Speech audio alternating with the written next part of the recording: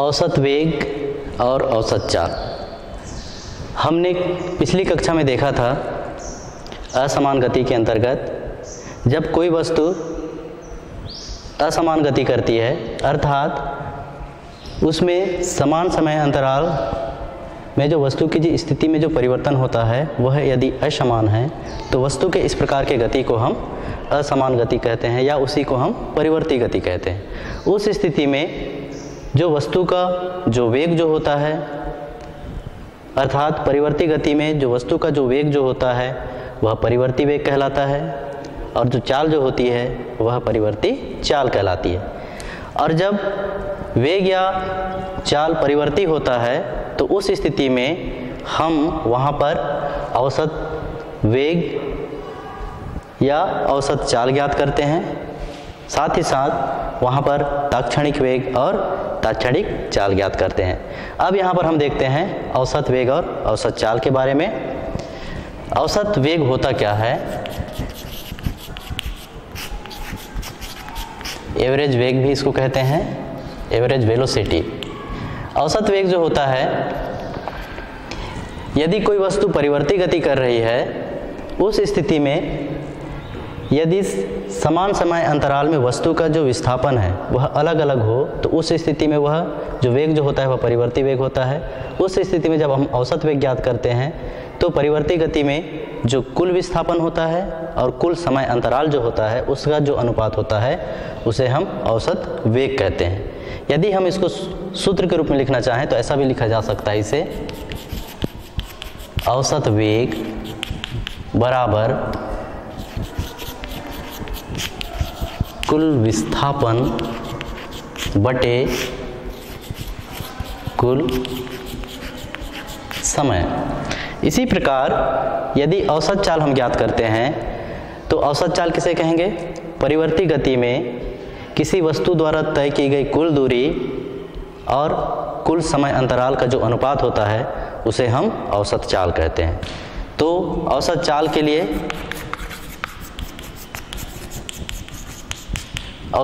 लिए हमारे पास सूत्र मिल जाता है,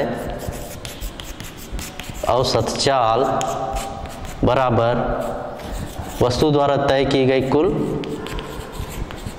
दूरी बटे कुल समय। अब हम यहाँ पर देखते हैं यदि मान लो कोई वस्तु वृत्तीय गति कर रही है तो उस स्थिति में औसत वेग और औसत चाल का मान क्या होगा? यहाँ पर हमको औसत वेग और औसत चाल में अंतर स्पष्ट परिलक्षित होता है या दिखाई पड़ता है जब कोई वस्तु वृत्तीय गति करती है तब। अब हम यहाँ पर देखते हैं औसत वेग और औसत चाल में अंतर।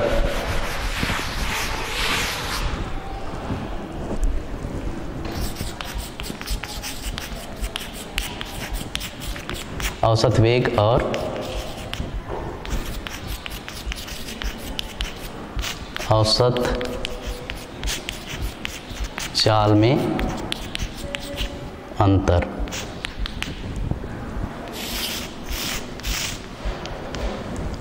औसत वेग और औसत चाल में अंतर के लिए हम वृत्तीय गति का उदाहरण लेते हैं। यदि कोई वस्तु वृत्तीय गति कर रही है अर्थात इसको एक डायग्राम के माध्यम से समझें। यदि मान लो बिंदु O वृत्त का केंद्र है और इसके परिधि A पर एक वस्तु है। अब यदि यह वस्तु वृत्तीय गति करे और एक पूर्ण चक्कर लगा करके पुनः बिंदु A पर आकर मिले तो इस स्थिति में इस वस्तु का जो विस्थापन जो होता है वह हो जाता है शून्य, क्योंकि हमको पता है वस्तु का जो विस्थापन जो होता है वह वस्तु की प्रारंभिक स्थिति और अंतिम स्थिति पर निर्भर करती है। अब यहाँ पर चूंकि वस्तु बिंदु A पर रखा गया था और यह वस्तु वृत्तीय गति करके पुनः बिंदु A पर आ रही है तो इस स्थिति में वस्तु की जो प्रारंभिक स्थिति और जो अंतिम स्थिति समान है, इसलिए यहाँ पर जो विस्थापन जो होता है उसका मान शून्य होता है। जब विस्थापन शून्य है तो उस स्थिति में अतः यहाँ पर औसत वेग का मान भी शून्य हो जाता है। अर्थात जब कोई वस्तु वृत्तीय गति करती है तो उस स्थिति में चूंकि उस वस्तु का विस्थापन शून्य होता है एक पूर्ण चक्र के लिए, अतः उस स्थिति में उसका जो औसत वेग होगा वह शून्य होगा। लेकिन यहाँ पर इसकी जो औसत चाल जो होती है उसका मान शून्य नहीं होता। तो उसका मान कितना होता है, यहाँ पर देखिए, वस्तु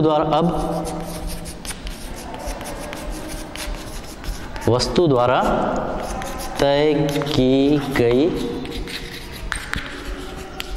दूरी। अब वस्तु द्वारा एक चक्र लगाने में तय की गई दूरी यह वृत्त के परिधि के बराबर होता है।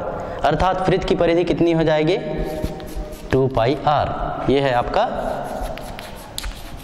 वृत्त की परिधि, जहां स्मॉल r वृत्त की त्रिज्या है।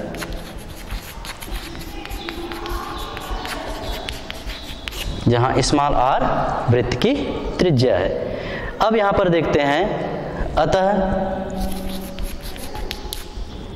औसत चाल,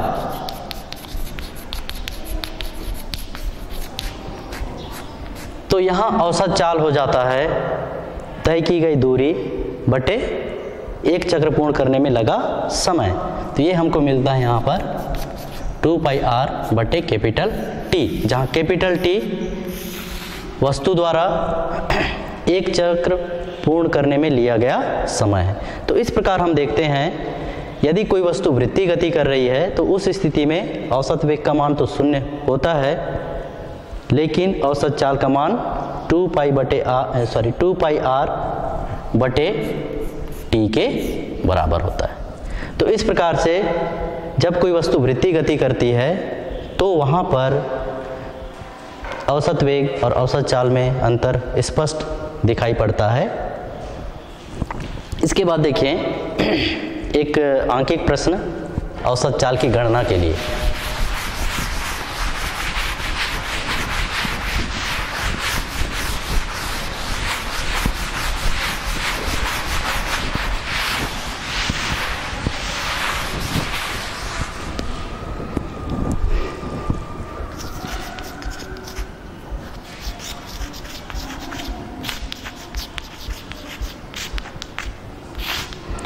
औसत चाल की गणना के लिए एक आंकिक प्रश्न देखते हैं। प्रश्न लिख लीजिए, यदि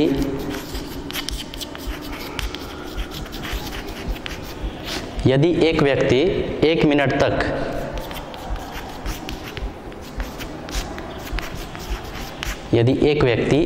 तक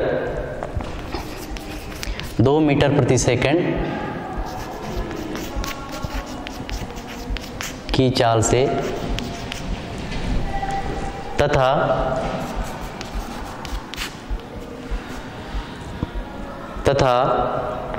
अगले 2 मिनट तक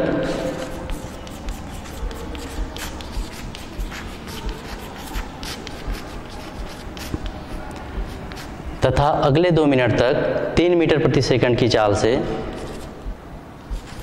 3 मीटर प्रति सेकंड की चाल से गति करता है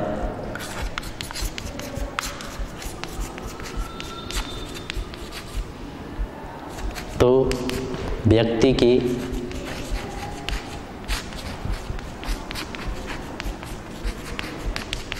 औसत चाल ज्ञात कीजिए।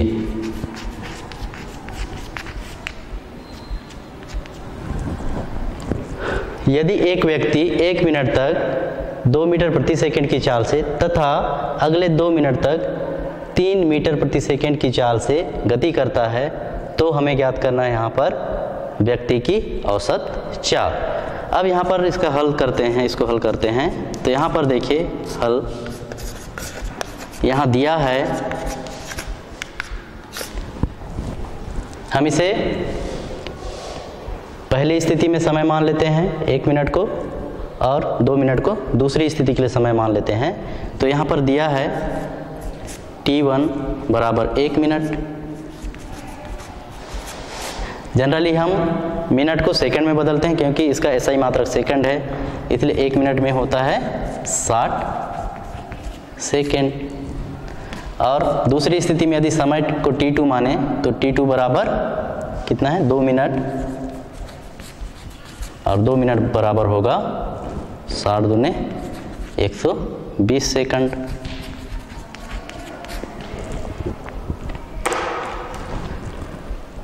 इसी प्रकार से पहले स्थिति में इसकी जो चाल है 2 मीटर प्रति सेकंड है, इसे हम यदि V1 से डिनोट करें,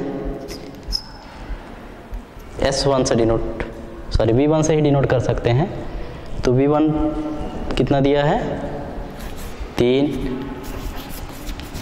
मीटर प्रति सेकंड, तथा V2 बराबर दिया है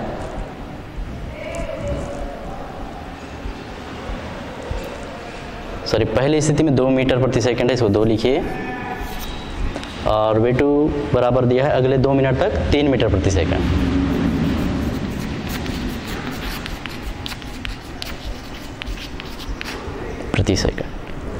अब यहाँ पर जो सूत्र जो प्रयोग होगा वह होगा सूत्र चाल बराबर दूरी बटे समय। इस सूत्र से हमको मिलता है दूरी बराबर चाल गुणित समय। अतः पहली स्थिति में यदि दूरी S1 हो और दूसरी स्थिति में यदि दूरी S2 हो तो S1 बराबर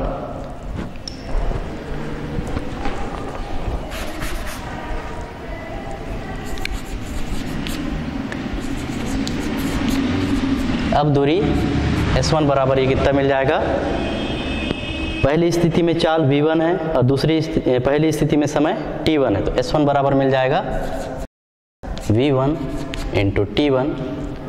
ये बराबर हो जाता है, V1 का मान है आपका 2 मीटर प्रति सेकंड, मतलब 2 गुणित T1 का मान है 60 सेकंड, 60 बराबर हो जाएगा 120 मीटर।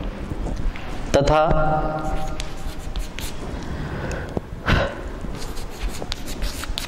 दूसरी स्थिति में दूरी निकालते हैं, तो ये मिल जाता है हमको V2 इंटू T2 बराबर ये मिल जाएगा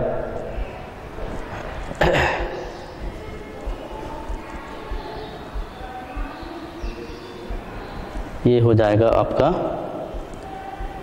एक मिनट, पहली स्थिति में कितना है S1 बराबर V1 into T1, V1 into T1 2 into 60, ठीक है। दूसरी स्थिति में S2 बराबर V2 इंटू T2, V2 का मान है यहाँ पर 3 और T2 का मान है 2 मिनट अर्थात 120, ये मिल जाएगा आपको 360 मीटर। अतः वस्तु की हमको यहाँ पर क्या ज्ञात करना, व्यक्ति की औसत चाल, अतः व्यक्ति का औसत चाल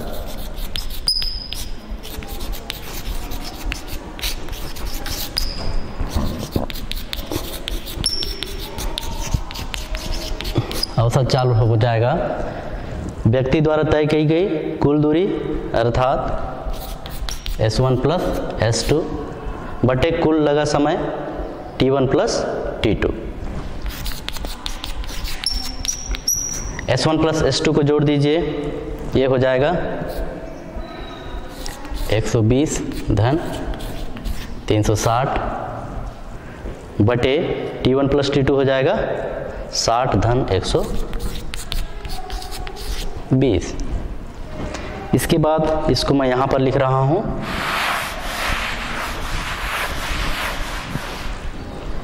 इसके बाद हो जाएगा औसत चाल बराबर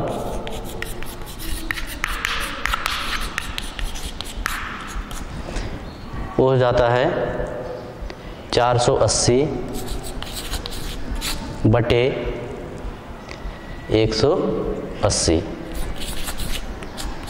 बराबर ये हो जाएगा 2 दूने 4 2 चौक 8 और 2 निया 18, 2 से डिवाइड हो रहा है और इसका मान हमको प्राप्त हो जाता है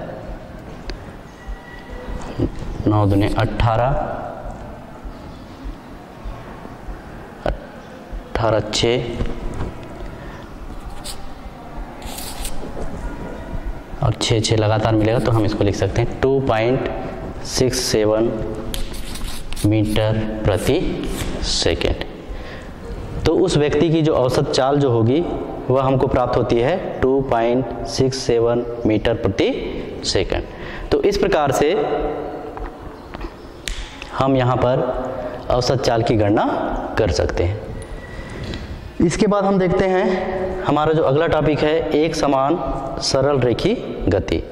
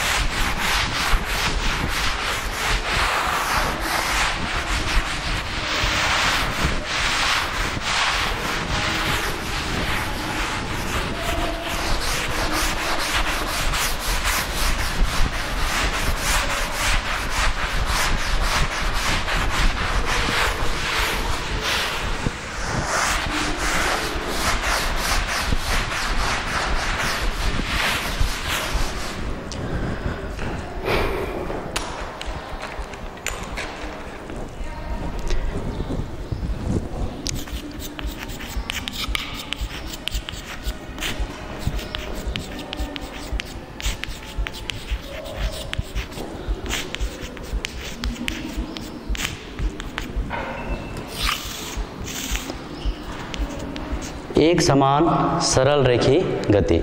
तो एक समान सरल रेखी गति किसे कहेंगे? जब कोई वस्तु सरल रेखा में एक समान गति करती है तो वस्तु के इस प्रकार की गति को एक समान सरल रेखी गति कहते हैं। यहाँ पर एक समान सरल रेखी गति के कुछ महत्वपूर्ण गुण हैं, जिसमें से जैसे पहला जो गुण है, किसी वस्तु द्वारा यदि वस्तु किसी एक ही दिशा में गति करे तो उस स्थिति में जो वस्तु का जो विस्थापन जो होता है वह वस्तु के द्वारा जो चली गई दूरी है उसके बराबर होता है। मार्ग का जो प्रत्येक बिंदु है उस पर उसका वेग हमेशा एक समान होता है, वेग का मान हमेशा एक समान होता है। उसका जो औसत वेग है वह उसके तात्क्षणिक वेग के बराबर होता है, और वस्तु पर जो कार्य करने वाला जो नेट बल है उसका मान 0 होता है। और साथ ही साथ यदि हम मूल बिंदु को यदि विस्थापित कर देते हैं तो उस स्थिति में उसका वेग अपरिवर्तित रहता है। तो इस प्रकार से हम देखते हैं यहाँ पर एक समान सरल रेखी गति, जिसको हम परिभाषित कर सकते हैं। यदि कोई वस्तु एक सरल रेखा में यदि एक समान गति करती है तो वस्तु के इस प्रकार के गति को एक समान गति कहते हैं। अब एक समान गति के अंतर्गत यहाँ कुछ सूत्र हैं। एक समान गति के लिए सूत्र, हम एक समान सरल रेखी गति को केवल एक समान गति भी कह देते हैं। तो एक समान गति के लिए सूत्र, इसमें से पहला जो फार्मूला है अभी मैंने आपको बताया, एक समान जो सरल रेखी गति होती है उसमें जो वस्तु का जो गुण जो होता है उसके आधार पर यहाँ पर जो वेग का जो मान है वह अपरिवर्तित रहता है। अर्थात जब कोई वस्तु एक समान गति करती है तो उस स्थिति में वेग नियत होता है। अर्थात जो पहला जो फार्मूला प्राप्त होता है हमको मिलता है v इज कांस्टेंट, या इसको हम कह सकते हैं v का मान नियत होता है। और जो दूसरा जो फार्मूला प्राप्त होता है वह हमको प्राप्त होता है xt is equal to x0 plus v into t, जहाँ xt t समय में वस्तु की स्थिति को प्रदर्शित करता है और x0 प्रारंभिक समय में वस्तु की स्थिति को प्रदर्शित करता है, और v वस्तु का वेग है और t समय है। हम यहाँ पर पहले सूत्र की स्थापना देखते हैं। अब सूत्र की स्थापना,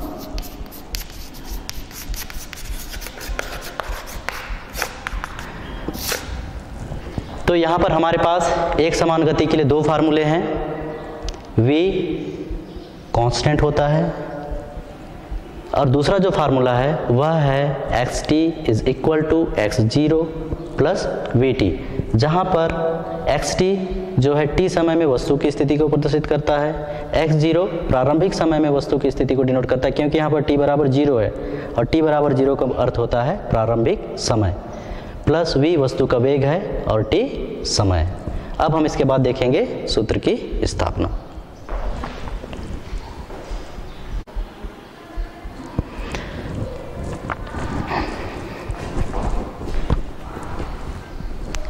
यहाँ पर पहले सूत्र के लिए देखते हैं। जैसे v का मान हमेशा नियत होता है एक समान गति के लिए, क्योंकि हमको पता है यदि कोई वस्तु एक समान गति कर रही है तो जो वस्तु का जो वेग जो होता है वह एक समान होता है, अर्थात उसका मान हमेशा अचर होगा। तो v का मान हमको प्राप्त हो जाता है नियत, क्योंकि एक समान गति में किसी भी वस्तु का जो वेग होता है वह हमेशा अचर मान प्राप्त होता है, तो उसको हम बोल सकते हैं v का मान नियत होता है। इसके बाद हम देखते हैं दूसरे सूत्र की स्थापना। हमारे पास दूसरा जो फार्मूला है वह है xt is equal to x0 plus v into t. इस सूत्र की हमको स्थापना करनी है। हम यहाँ पर मानते हैं, माना t1 समय पर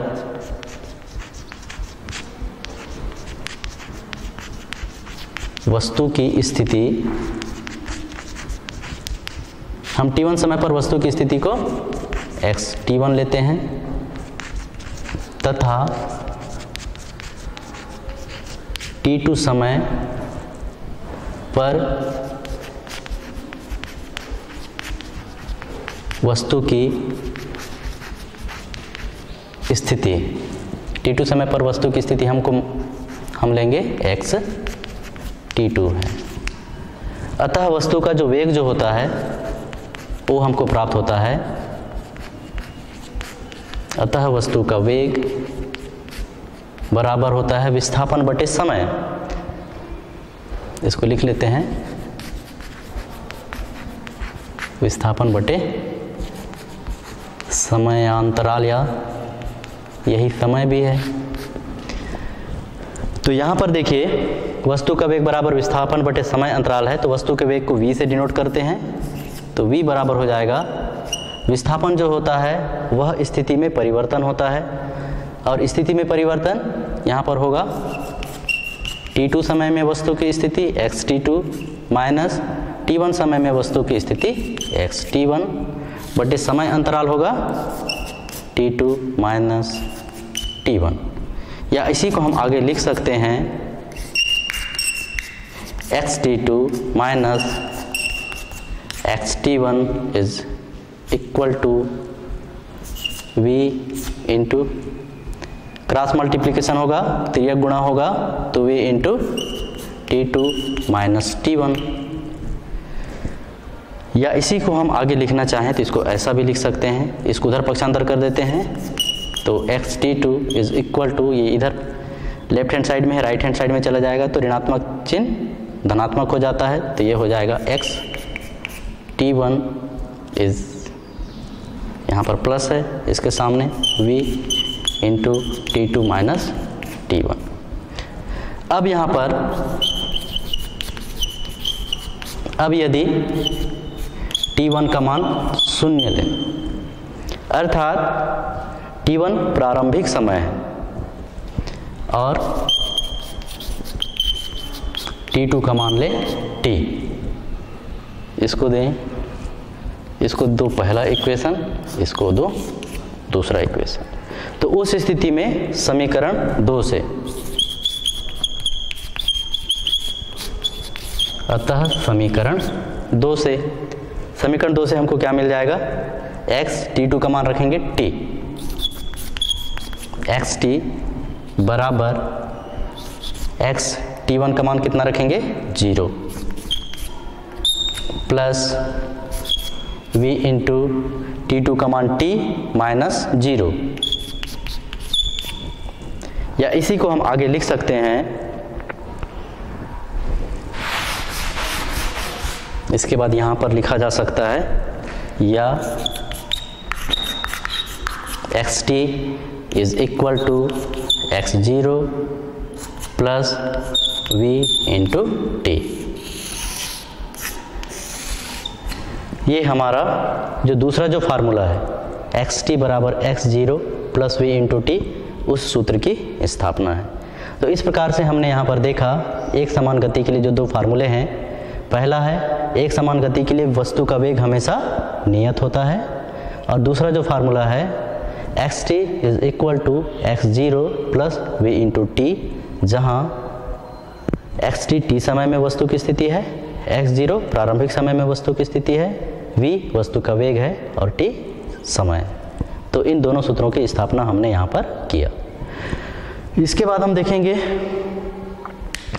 एक समान सरल रेखीय गति में उसका ग्राफीय निरूपण। तो यहाँ पर दो प्रकार के ग्राफ के बारे में हम देखेंगे। एक है वेग समय ग्राफ और दूसरा है स्थिति समय ग्राफ।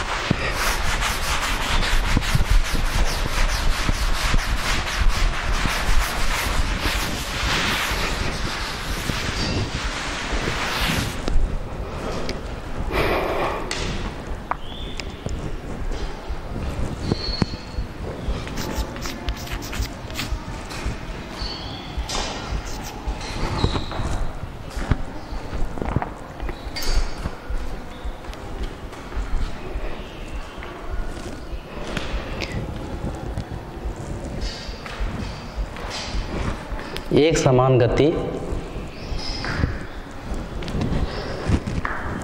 इसके बाद हम देखेंगे एक समान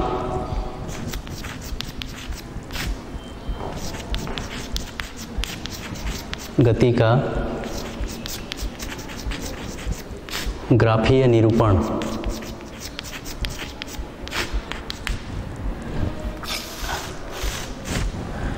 एक समान गति का ग्राफीय निरूपण।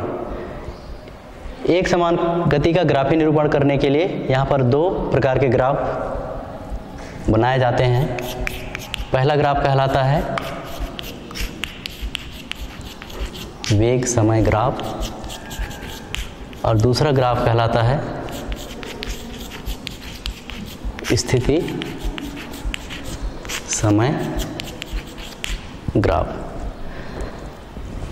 एक समान गति को निरूपित करने के लिए जब हम वस्तु के वेग और समय के बीच ग्राफ खींचते हैं तो उस ग्राफ को वेग समय ग्राफ कहा जाता है, और जब हम एक समान गति को निरूपित करने के लिए वस्तु की स्थिति और समय के बीच ग्राफ खींचते हैं तो उसे हम स्थिति समय ग्राफ कहते हैं। तो सबसे पहले अपन देखते हैं वेग समय ग्राफ। वेग समय ग्राफ।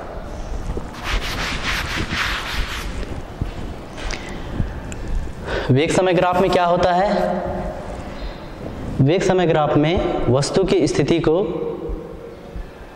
मतलब वस्तु की एक समान गति को प्रदर्शित करने के लिए हम वस्तु के वेग और समय के बीच ग्राफ खींचते हैं।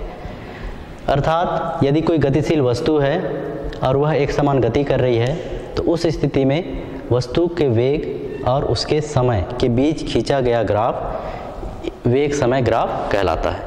क्योंकि हमको पता है वेग जो होता है एक समान गति में वह हमेशा नियत होता है, अतः यहाँ पर जो वेग समय ग्राफ मिलता है वह एक सरल रेखा में मिलता है, और वह जो ग्राफ जो होता है वेग समय ग्राफ वह समय अक्ष के समांतर होता है। एक बार फिर से हम बता सकते हैं, हम यहाँ पर जब हम वेग समय ग्राफ खींचते हैं तो हमको पता है एक समान गति में वेग का मान हमेशा नियत होता है, और वेग का मान नियत होने के कारण जो वेग समय जो ग्राफ होता है वह हमको एक सरल रेखा प्राप्त होता है, और यह जो वेग समय ग्राफ होता है वह समय जो अक्ष होता है उसके समांतर हमको प्राप्त होता है। इसको यदि हम ग्राफ खींचें तो इस प्रकार से इसका ग्राफ बना सकते हैं। ये एक्स एक्सिस है, ये इसका मिड पॉइंट है, मूल बिंदु, और ये वाई एक्सिस है। ओ एक्स अक्ष के अनुदिश हम समय लेते हैं और ओ वाई अक्ष में हम यहाँ पर वेग v लेते हैं। अब यदि मान लो कोई वस्तु t1 समय में बिंदु A पर स्थित है और t2 समय में यदि मान लो वस्तु बिंदु B पर पहुंच रहा है। चूंकि हमको यहाँ पर पता है एक समान जो गति जो होता है वहाँ पर वेग का मान हमेशा नियत होता है, तो उस स्थिति में हम यहाँ पर इस सरल रेखा के द्वारा वेग को दर्शा सकते हैं। यहाँ पर v का मान है नियत।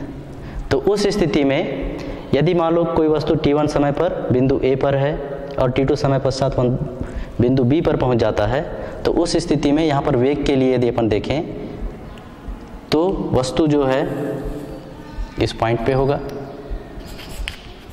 A1 इस पॉइंट को डिनोट करें और इस पॉइंट को B डैश, इसको A डैश, इसको B डैश से हम दर्शा सकते हैं। हम यहाँ पर देखेंगे हमको यहाँ पर प्राप्त होता है वस्तु का जो विस्थापन जो होता है वह इस आयत B डैश A डैश के क्षेत्रफल के बराबर प्राप्त होता है। तो माना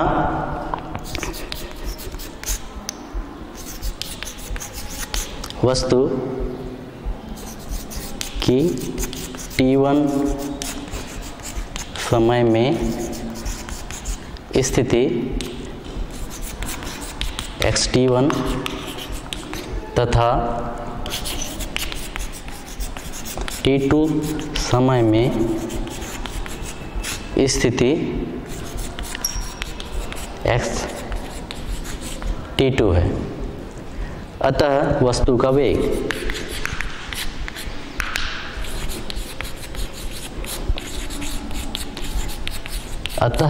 वेग ये हमको प्राप्त होता है v बराबर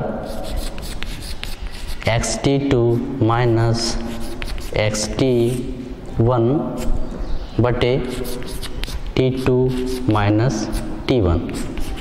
ये है हमारा इक्वेशन नंबर पहला। या इसी को हम आगे लिख सकते हैं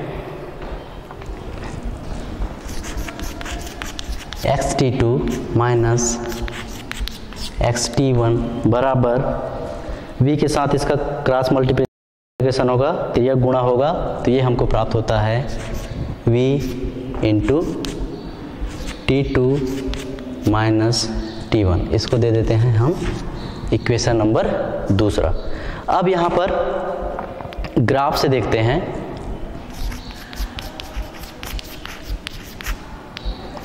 अब यहाँ पर ग्राफ से देखते हैं। यहाँ पर देखें O से बिंदु A तक जो लगा समय है वह t1 के बराबर है। प्रारंभिक स्थिति से बिंदु B तक पहुँचने में लगा समय t2 के बराबर है। तो उस स्थिति में t2 माइनस जो t1 है वह हमको प्राप्त होता है AB के बराबर। तो ग्राफ से t2 माइनस t1 बराबर ये प्राप्त होता है AB के। उसके बाद हम यहाँ पर देख सकते हैं चूंकि वस्तु का वेग नियत है और y एक्सिस में वेग को दर्शाया गया है, तो वस्तु का वेग v बराबर होगा a डैश के या b डैश के। v बराबर होगा a डैश और ये बराबर होगा b डैश के। अतः समीकरण 2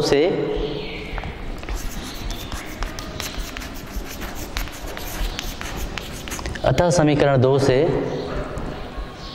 ये हो जाता है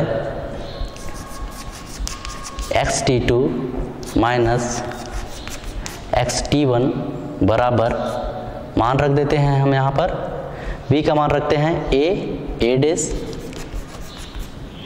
इंटू T2 माइनस T1 का मान रख देते हैं ए बी। अब यहाँ पर देखिए A dash into A B क्या है, A dash into A B, यह आयत A B dash A dash के क्षेत्रफल के बराबर होता है। हमको पता है आयत का क्षेत्रफल बराबर होता है लंबाई गुणित चौड़ाई, तो यहाँ पर A dash into A B इस आयत A B dash A dash का क्षेत्रफल होगा, या इसी को हम आगे लिख सकते हैं। अब यहाँ पर और एक चीज़ देखिए, x T2 minus x T1 क्या है, वस्तु की स्थिति में परिवर्तन है, और वस्तु की स्थिति में परिवर्तन को हम क्या कहते हैं, यह वस्तु के विस्थापन के बराबर होता है। तो x T2 minus x T1 यह होगा वस्तु का विस्थापन, और A dash into A B होगा आयत A B dash A dash का क्षेत्रफल।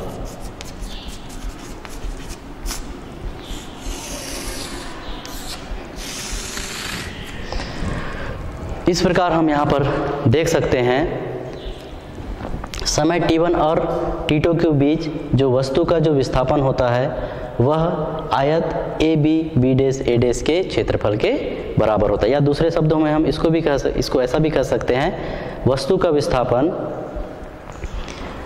विस्थापन समय अक्ष, ये क्या कहलाता है, ये वेग समय ग्राफ, इसी को हम कहते हैं वेग समय ग्राफ, और ये कहलाता है यहाँ पर समय अक्ष।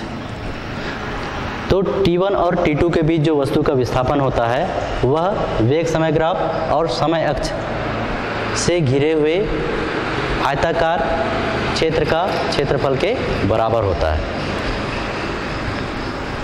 इसके बाद हम देखते हैं दूसरा है हमारा स्थिति समय ग्राफ।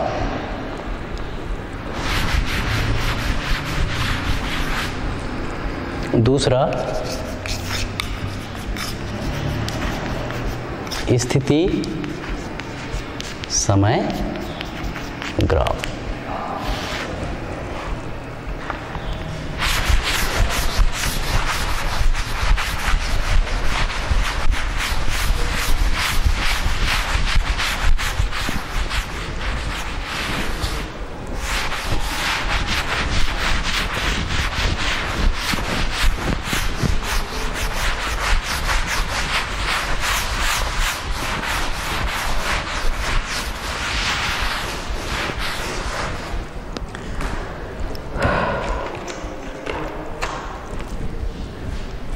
एक समान गति में को निरूपित करने के लिए जो दूसरा जो ग्राफ होता है वह स्थिति समय ग्राफ कहलाता है। तो स्थिति समय ग्राफ हम किसे कहेंगे, यदि गतिशील वस्तु के स्थिति और समय के बीच यदि हम कोई ग्राफ खींचते हैं तो वह ग्राफ स्थिति समय ग्राफ कहलाता है। और स्थिति समय ग्राफ में जो मतलब एक समान गति में जो स्थिति समय ग्राफ जो होता है वह हमें हमेशा एक सरल रेखा में प्राप्त होता है जो समय अक्ष के साथ कोई कोण बनाता हुआ दिखाई पड़ता है। अब यहाँ पर हम देखते हैं, हमको पता है एक समान जो गति है उसमें समीकरण को निम्न समीकरण से दिया जाता है। एक समान गति के लिए हमारे पास जो एक सूत्र है xt is equal to x0 plus v into t. मान लो पहला इक्वेशन है, यह समीकरण जो सरल रेखा का जो समीकरण जो होता है उसके तुल्य होता है। और सरल रेखा का समीकरण क्या होता है, समीकरण एक सरल रेखा के समीकरण y बराबर mx प्लस सी के तुल्य है, अर्थात इसी के समान है। यदि हम इन दोनों समीकरण की तुलना करें तो उस स्थिति में हम देखते हैं y xt के बराबर है, c x0 के बराबर है, और m v के बराबर है और x यहाँ पर t के बराबर है। तो यदि इन दोनों समीकरणों की तुलना करते हैं तो यहाँ पर हम m को बोलते हैं सरल रेखा की प्रवणता। तो सरल रेखा की प्रवणता इस एक समान गति के समीकरण में वेग के तुल्य है, अर्थात यहाँ v जो है m के बराबर है और m का मान हमको मिलता है tan थीटा। ये कहलाता है प्रवणता। v का मान m के बराबर मिला है और m का मान होता है tan थीटा और इसी को हम कहते हैं प्रवणता। अब यहाँ पर देखेंगे इसका ग्राफ।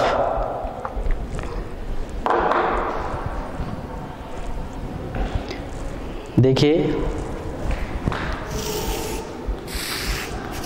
ये x एक्सिस है, ये O है, ये y है।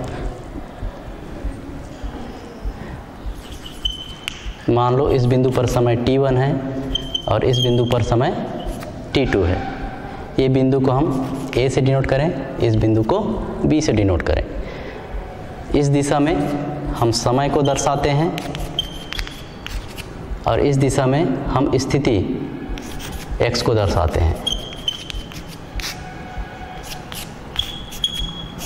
यदि इस पॉइंट पर वस्तु की स्थिति xt1 के बराबर है और इस पॉइंट पर वस्तु की स्थिति यदि xt2 के बराबर है तो उस स्थिति में इस पॉइंट से यहाँ पर एक बिंदु हमको प्राप्त होगा जब वस्तु t1 समय पर स्थित होगा और इस पॉइंट पर दूसरा बिंदु प्राप्त होगा जब वस्तु t2 समय पर स्थित होगा। और इन बिंदुओं को मिलाते हुए यदि अपन एक सरल रेखा खींचें तो ये जो सरल रेखा है यह कहलाता है स्थिति समय ग्राफ। अब हम यहाँ पर क्या करते हैं, b डैश पर a डैश से लंब खींच देते हैं और इस पॉइंट को c से दर्शाते हैं। तो उस स्थिति में यहाँ पर a डैश पर थीटा कोण बनता है। अब यहाँ पर देखिए यदि अब वस्तु का वेग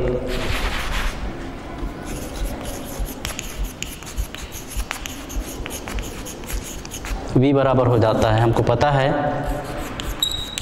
xt2 माइनस xt1 बटे t2 माइनस t1। इसको नेक्स्ट इक्वेशन नंबर दे सकते हैं, इक्वेशन नंबर दूसरा। इसके बाद देखिए अब ग्राफ से देखिए, ग्राफ से xt2 माइनस xt1, xt2 का मान कितना होगा, xt2 का मान कितना होगा, तो xt2 यहाँ से यहाँ तक की लंबाई है तो xt2 का मान होगा b डैश। xt1 का मान कितना होगा, xt1 o से यहाँ तक की लंबाई है और ये बराबर होगा a डैश के। और a डैश किसके बराबर है, bc के बराबर। इसके बाद t2 माइनस t1 किसके बराबर होगा, t2 माइनस t1 t2 और t1 के बीच की दूरी मतलब ab के बराबर होगा और ab किसके बराबर है, ac के बराबर है। इन मानों को समीकरण 2 में रखने पर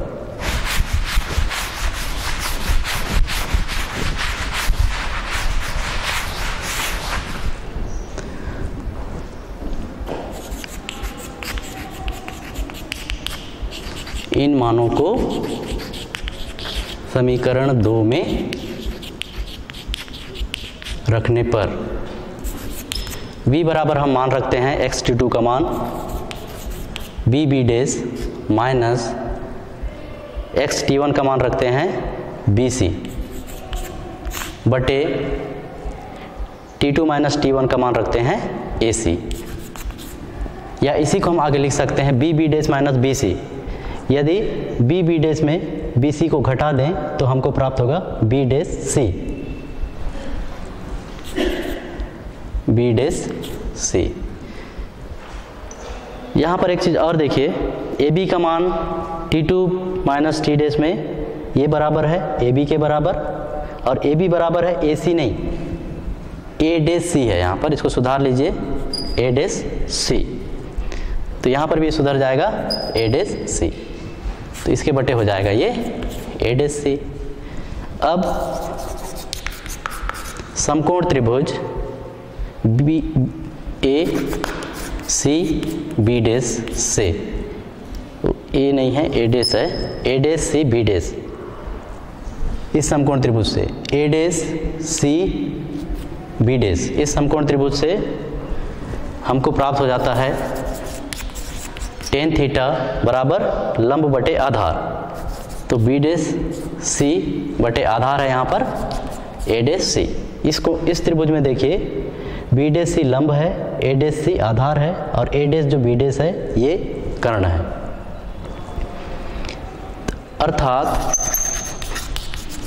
हमको यहाँ प्राप्त हो जाता है v बराबर टेन थीटा। इसको दे देते हैं हम इक्वेशन नंबर 3। तो इस प्रकार हम देखते हैं स्थिति समय ग्राफ में जो वस्तु का जो वेग जो होता है टेन थीटा के बराबर होता है, और जो टेन थीटा जो होता है वह किसी सरल रेखा की प्रवणता होती है। और हम यहाँ पर कह सकते हैं जो स्थिति समय ग्राफ से जो प्राप्त सरल रेखा है उसकी प्रवणता वस्तु के वेग के बराबर होती है। धन्यवाद।